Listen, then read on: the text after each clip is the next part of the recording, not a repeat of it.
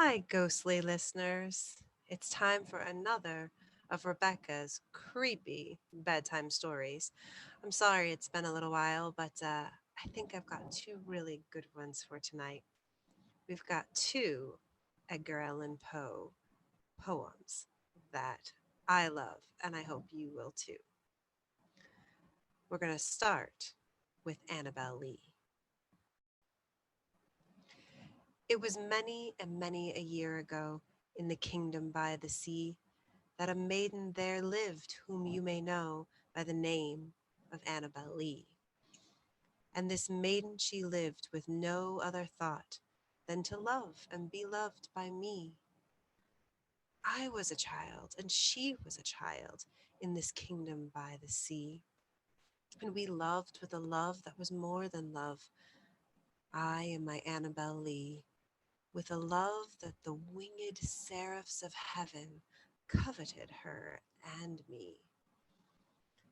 And this was the reason that long ago in this kingdom by the sea, a wind blew out of a cloud, chilling my beautiful Annabel Lee, so that her high-born kingsmen came and bore her away from me to shut her up in a scepter in this kingdom by the sea.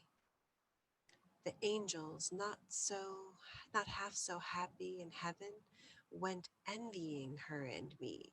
Yes, this was the reason, as all men know in this kingdom by the sea, that the wind came out of the cloud by night, chilling and killing my Annabel Lee. But our love was stronger by far than the love of those who were older than we, of many far wiser than we, and neither the angels in heaven above nor the demons down under the sea can ever dissever my soul from the soul of the beautiful Annabel Lee. For the moon never beams without bringing me dreams of the beautiful Annabel Lee, and the stars never rise, but I feel the bright eyes of the beautiful Annabel Lee. And so, all the night tide, I lie down by the side of my darling, my life and my bride, in her scepter there by the sea, in her tomb by the sounding sea.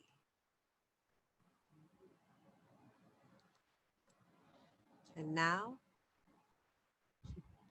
let's read The Raven by Edgar Allan Poe.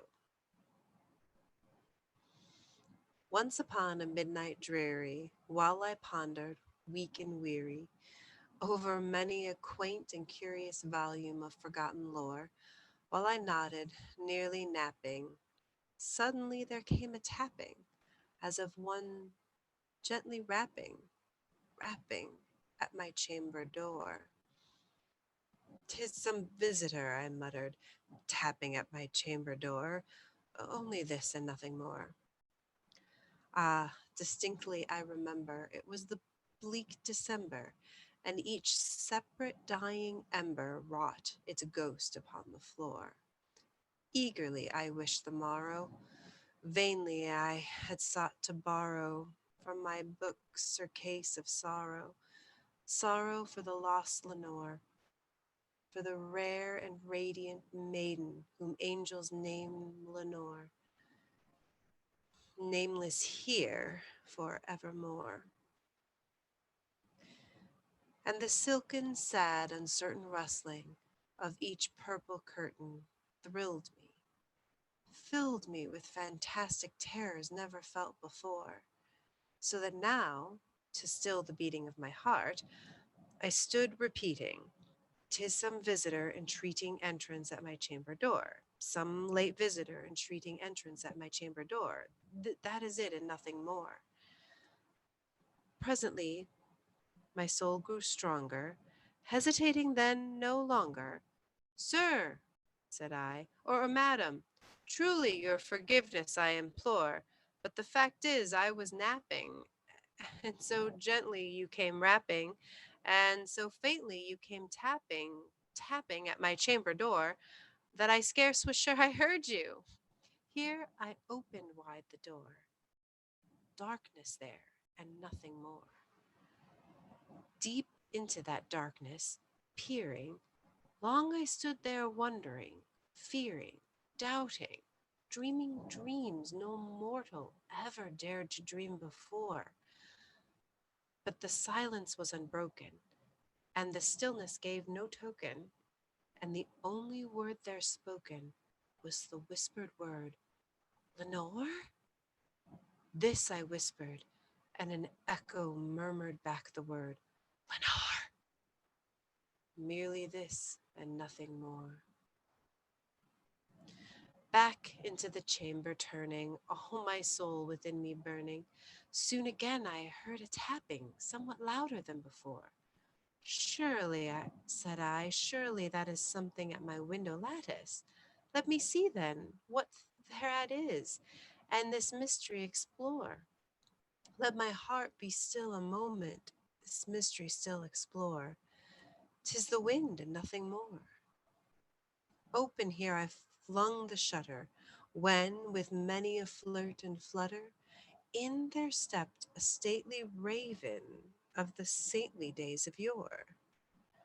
Not the least obeisance made he, not a minute stopped or stayed he, but, with mien of lord or lady, perched upon my chamber door, perched upon a bust of Pallas, just above my chamber door, perched and sat, and nothing more. Then this ebony bird, beguiling my sad fancy into smiling, by the grave and stern decorum of its countenance it wore. Though thy crest be shorn and shaven, thou, I said, art sure no craven, ghastly grim and ancient graven, wandering from the nightly shore. Tell me what thy lordly name is on the night's Plutonian shore. Quoth the raven, Nevermore. Much I marveled this ungainly fowl to hear discourse so plainly, though its answer little meaning, little relevancy bore.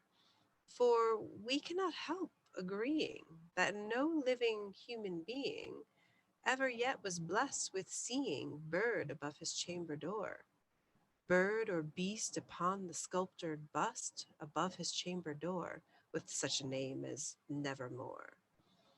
But the raven, sitting lonely on the placid bust, spoke only that one word, as if his soul in that one word he did outpour. Nothing farther than he uttered, not a feather than he fluttered, till I scarcely more than muttered, Other friends have flown before. On the morrow he will leave me, as my hopes have flown before. Then the bird said, Nevermore. Startled at the stillness broken by reply so aptly spoken, Doubtless, said I, what it utters is its only stock and store, caught from some unhappy master, whom unmerciful disaster followed fast and followed faster, till his songs one burden bore, till the dirges of his hope that melancholy burden bore, of never, nevermore. But the raven still beguiling all my fancy into smiling, straight I wheeled a cushioned seat in front of the bird, and bust and door. Then, upon the velvet sinking, I betook myself to linking fancy unto fancy, thinking what this ominous bird of yore, what this grim, ungainly, ghastly, gaunt, and ominous bird of yore meant in croaking nevermore. This I sat engaged in guessing, but no syllable expressing to the fowl whose fiery eyes now burned into my bosom's core. This and more I sat divining, with my head at ease reclining, on the cushion's velvet lining, that the lamplight gloated o'er, but whose velvet violet lining, with the lamplight gloating o'er, she shall press nevermore. Then, methought, the air grew denser, perfumed from an unseen censer, swung by seraphim whose footfalls tinkled on the tufted floor. Wretch, I cried, thy God hath lent thee, by these angels he hath sent thee, respite, respite and nepenthe from thy memories of Lenore. Quaff, oh quaff this kind nepenthe, and forget this lost Lenore. Quoth the raven, nevermore. Prophet, said I, thing of evil, prophet still, if bird or devil, whether tempter sent or whether tempest tossed, there here ashore, desolate yet all undaunted, on this desert land enchanted, on this home by horror haunted, tell me truly, I implore, is there, is there balm in Gilead? Tell me, I implore. Quoth the raven, nevermore. Prophet, said I, thing of evil, prophet still, if bird or devil, by that heaven that bends above us, by that God we both adore, tell this soul with sorrow laden, if, within the distant Aidenn, it shall clasp a sainted maiden, whom the angels name Lenore. Clasp a rare and radiant maiden, whom the angels name Lenore. Quoteth the raven, nevermore. Be that word our sign of parting, bird or fiend, I shrieked, upstarting. Get thee back into the tempest and the night's Plutonian shore. Leave no black plume as a token of that lie that soul hath spoken. Leave my loneliness unbroken. Quit thy bust above my door. Take thy beak from out my heart, and take thy form from off my door. Quoteth the raven, nevermore. And the raven, never flitting, still is sitting, still is sitting on the pallid bust of Pallas just above my chamber door. And his eyes have all the seeming of a demon's that is dreaming, and the lamplight o'er him streaming throws his shadow on the floor. And my soul from out that shadow that lies floating on the floor shall be lifted nevermore.